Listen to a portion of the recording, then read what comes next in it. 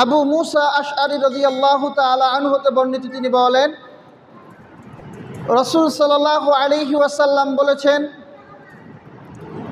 আলহামদুলিল্লাহ তামলাউল মিজান।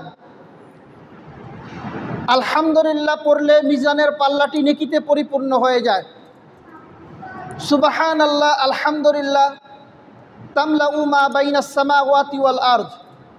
সুবহানাল্লাহ এবং আলহামদুলিল্লাহ বললে আসমান এবং জমিনের ভিতরে যে ফাঁকা স্থানটি রয়েছে, এই ফাঁকা স্থানটি নেকিতে পরিপূর্ণ হয়ে যায়। এজন্য আমরা আল্লাহর দরবারে আরেকটি বার শুকরিয়া আদায় করতে চাই।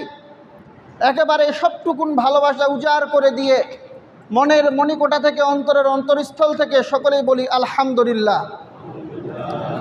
এরপরে পরে দরুদ ও সালাম বর্ষিত হোক বিশ্বনবী জনাবে মুহাম্মদ রাসূলুল্লাহ সাল্লাল্লাহু আলাইহি ওয়াসাল্লামের রূহ মোবারকে।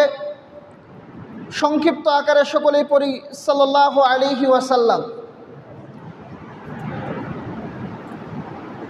আল্লাহ রসুল বলেছেন, মান সাল্লা আলাইয়া সালাতান, যে ব্যক্তি আমার উপরে একবার দরুদ পাঠ করবে, সাল্লাল্লাহু বিহি আলাইহি আশরান, সঙ্গে সঙ্গে আল্লাহ তার উপরে 10 বার রহমত বর্ষণ করবেন। তার 10টি নেকি তার আমল নামায় লিখে দেওয়া হয়, 10টি গুনাহ তার আমল নামা থেকে বিলুপ্ত করে দেওয়া হয় এবং তার মর্যাদার স্তর 10 গুণ বৃদ্ধি করে দেওয়া হয়। এজন্য আমরা রসুলের নাম আলোচনার ভিতরে যতবার শুনব ততবার সাল্লাল্লাহু আলাইহি ওয়াসাল্লাম পড়ার চেষ্টা করব। কেননা আজ মূলত দরুদ ইব্রাহিম পাঠ করার দিন। সম্মানিত উপস্থিতি,